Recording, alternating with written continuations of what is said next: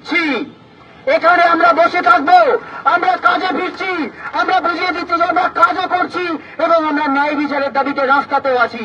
সেই রাস্তাটা হচ্ছে এই জায়গা। সেইখানে আমরা আজকে একটা ঘড়ি নিয়ে আমরা এসেছি। এই ঘড়ির তাৎপর্য কি? আমরা বলেছি প্রতিটা মিনিট প্রতিটা ঘন্টার হিসাব হবে, প্রতিটা মিনিট প্রতিটা ঘন্টার হিসাব হবে।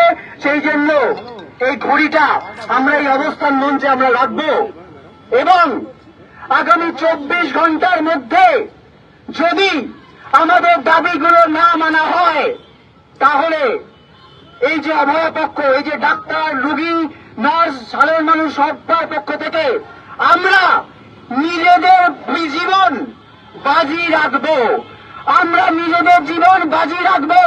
আগামী 24 ঘন্টার মধ্যে যদি আমাদের দাবি না মানা হয় তাহলে এই অবস্থান মঞ্চ থেকে কিন্তু আমরা